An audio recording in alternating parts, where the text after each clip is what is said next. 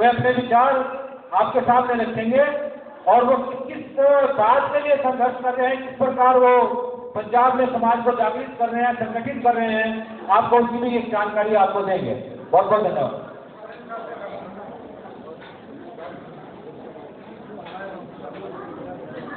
महर्षि वाल्मीकि जी महाराज और संत श्रोमणी सतगुरु रविदास जी महाराज, कबीर जी, ज्योतिबा फुले जी, सावित्रीबाई फुले जी, बाबा साहब doctor B are Ambedkar, मान्यवर कांशीराम जी के चरणों में नमन करते हुए मैं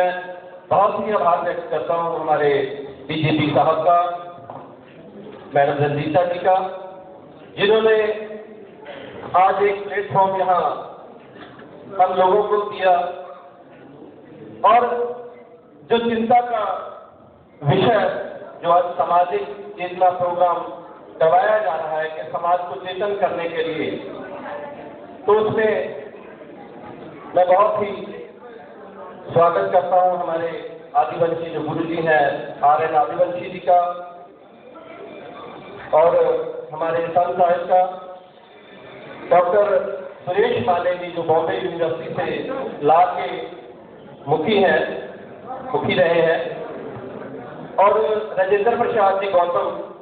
जिन्होंने अभी अभी बहुत बड़ी पीड़ा सही है, क्योंकि वो बोल रहे थे तो उनके बोलने के बाद कोई मायने नहीं रह जाते, सब बातें वो आपको बता गए हैं। तो जो पीड़ा बाबा साहब डॉक्टर बी आर अम्बेडकर ने उस समय झेली जब वो स्कूल के बाहर बैठ के पढ़ रहे थे, मैं समझता हूं कि आज भी वो सिस्टम हम पे भारी है और आज भी हमारे साथ ऐसा ही हो रहा है। आपके सामने प्रत्यक्ष उदाहरण है हमारे राजेंद्र प्रसाद गौतम जी कि एक वो सरकार जो पंजाब में कह रही है कि हम बाबा साहेब की फोटो लगाएंगे सरकारी दफ्तरों में, और वही सरकार जो बाबा साहेब की बात करने वाला राजेंद्र प्रसाद गौतम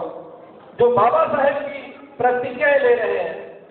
तो ये दोनों चेहरों वाले लोग कौन लोग हैं? तो ये वही सिस्टम के हिस्सेदार लोग हैं जो सिस्टम बाबा साहब के समय था, जातिवाद का सिस्टम, छुआछूत का सिस्टम। तो आज भी वो मंत्री बेशक ही बना दिए गए, लेकिन छुआछूत और घृणा के हमारे हिसाब से चलो, जैसा हम चलाएंगे वैसा चलो, तो आज भी ये जातिवाद खत्म नहीं हुआ। और ये डायग्नोस की बात जो राजेंद्र प्रसाद गौतम जी करके गए हैं कि हमने बीमारी ढूंढ दी है कि बीमारी कहाँ है, और वो पूरे देश में जा रहे हैं, तो वाकई ये बीमारी जातिवाद है। हमारी जाति के कारण हमसे बहुत बड़ी जातिवाद होता है, छुआछूत होती है। मैं पंजाब से हूँ, पंजाबी विश्वविद्यालय में भी हूँ, और डॉक्टर अम्बेडकर कृषि मजदूर संघ पंजाब के प्लेटफॉर्म पे मैं गांव-गांव जा रहा हूँ पंजाब में, और हमारे जो गरीब मजदूर हैं, कृषि हैं, जो मेहनत कश लोग हैं, उनको बाबा साहब की विचारधारा के साथ जोड़ रहा हूँ और उनको उनके हक अधिकारों के बारे में बता रहा हूँ।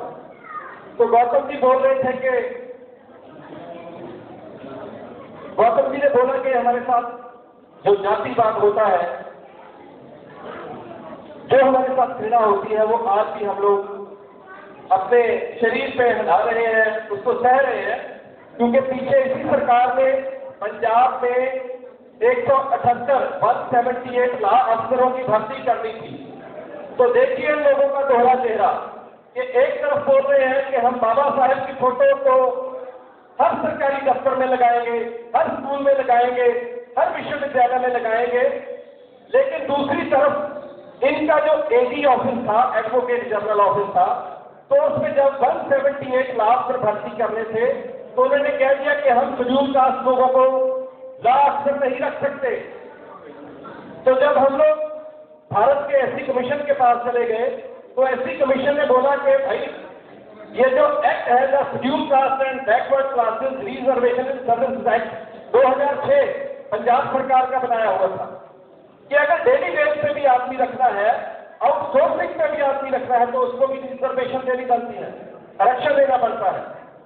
तो इनका जो एडी था, एडवोकेट जनरल था,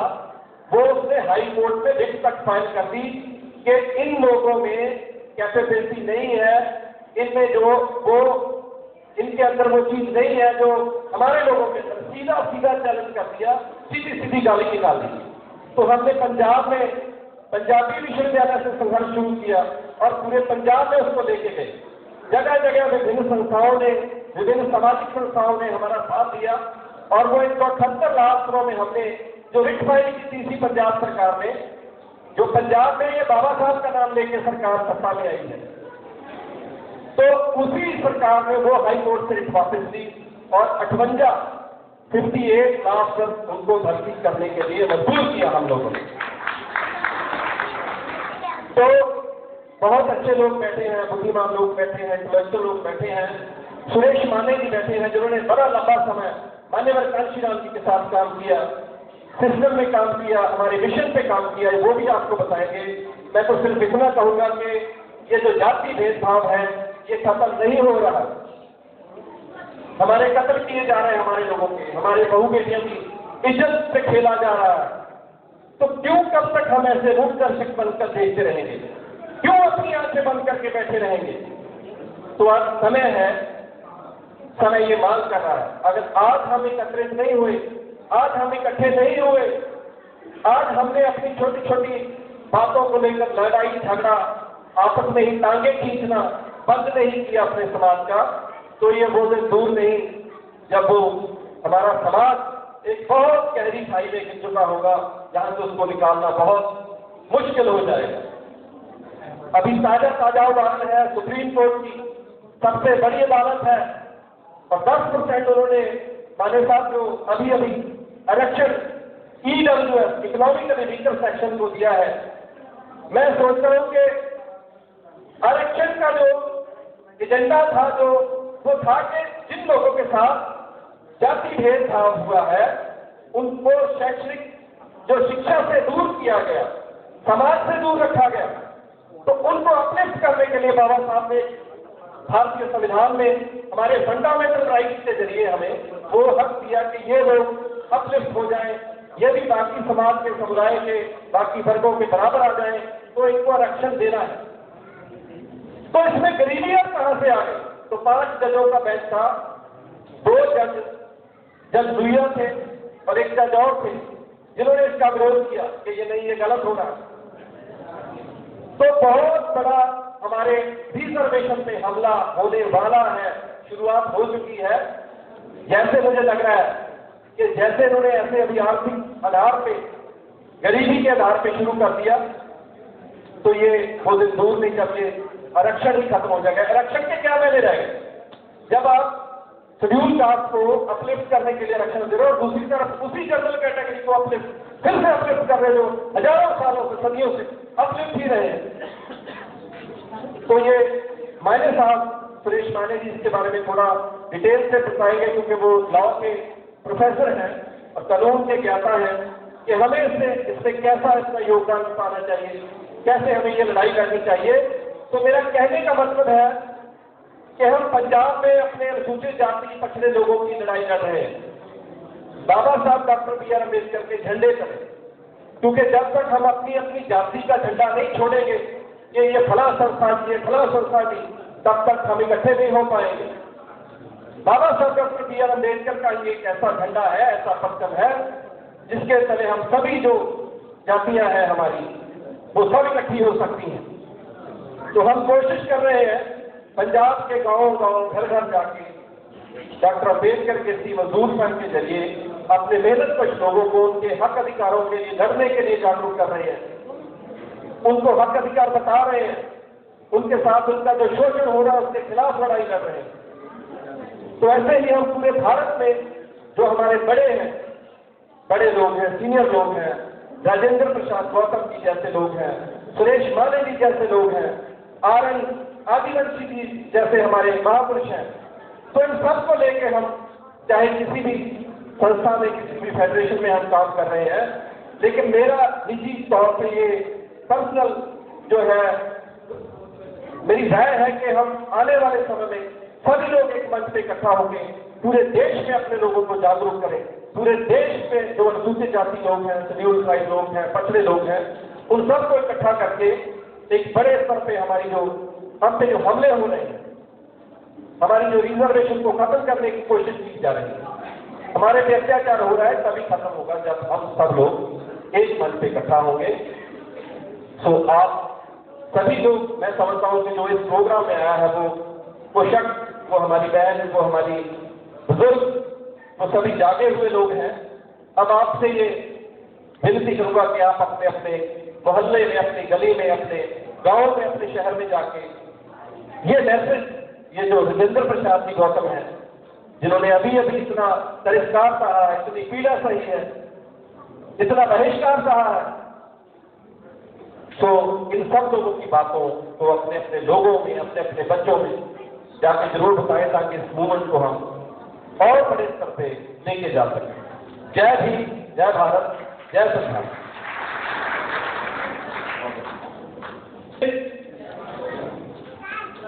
अभी अभी हमारे बीच में हमारे दो साथी जो है दिल्ली से आए हैं, उनका मैं नाम पढ़ूंगा, उनका स्वागत है। राम गोपाल जी हैं, बहुत अच्छे एक्टिविस्ट हैं, दलित एक्टिविस्ट हैं, दिल्ली से आए हैं, वो भी हमारे बीच में हैं। एक अरुण भट्टी जी हैं जो साहब कांचीराम के कार्डराइट हैं, साहब कांचीराम ने उनको ट्रेन किया है, कभी जगह खड़े हो जाएंगे, तो ये भी हमारे बीच में आए हैं, इनका भी स्वागत है। अभी अभी हम पिछले 5 साल से एक ही कई मंचों पे और एक साथ भाइयों की तरह हम समाज को जागृत करने में लगे हैं। उनका नाम है डॉक्टर एडवोकेट सुरेश पांडे जी, ये आपके सामने बैठे हैं, इनके लिए तालियां बजाइए। और मैंने कई बार इनकी स्पीच सुनी है, आप भी आज सुनेंगे। आप बहुत भाग्यशाली हैं, मैं कहना चाहता हूँ, एक डीजीपी के रूप में कह रहा हूँ, मेरी भी कुछ शिक्षा है ऐसी। वो इतनी अच्छी स्पीच आपको देंगे और इतनी अच्छी स्पीच देते हैं कि आपको रोंगटे खड़े कर देंगे। क्यों कर देंगे रोंगटे खड़े? क्योंकि वो कांचीराम जी के साथ ही रहे हैं, 20 साल तक उन्होंने कांचीराम जी के साथ काम किया है, और प्रोफेसर रहे हैं, head of the department, law department रहे हैं बॉम्बे यूनिवर्सिटी के, और PhD हैं। और अभी अभी उन्होंने लेटेस्ट साहब कांचीराम के ऊपर एक किताब लिखी है, वो किताब भी आपको अब देंगे, वो लेके आए हैं किताबें। साहब कांचीराम के ऊपर उन्होंने लेटेस्ट किताब लिखी है, और वो लेखक भी है, हमारे महापुरुषों पे, हमारी समस्याओं पे किताबें भी लिखते रहते हैं, बहुत अच्छे एक्टिविस्ट हैं। इससे पहले कि मैं उनकी स्पीच आपके सामने रखूं, एक 2 मिनट का हमारे ये बताना चाहता हूं कि हमारे समाज में हर तरह के कलाकार हैं, जैसे अभी राजेंद्र पाल गौतम जी कह रहे थे, जिसमें कि अभी धीरज सिंह जी साहब ने कितना अच्छा आपको पंजाबी में गाना सुनाया, उससे पहले रागनी, और हमारी बच्चियां मानकपुर से आए, उन्होंने कितने अच्छे आपको एक एक्शन प्रोग्राम जो है बाबा साहब अम्बेडकर के ऊपर दिखाया। हमारे समाज में रैपर भी हैं जो रैप गाना गाते हैं, रैपर, और उनकी जाति आपने आज तक सुनी है, उसका नाम नहीं सुना होगा जाति, क्या है जी? बेटू MRD क्या, बेटू क्या बोलते हैं? MRD सिंह जाति का नाम क्या है? बेटू तोड़, बेटू तोड़ जाति है। ये गायकपुर के रहने वाले बुजुर्ग का, मैंने भी पहली बार सुना नाम, बेटू तोड़ इनकी जाति का नाम है। और MRD रैपर, इनका अगला सॉन्ग इनका होगा, 2 मिनट का गाना रैप है, बहुत अच्छा, मजा आएगा आपको।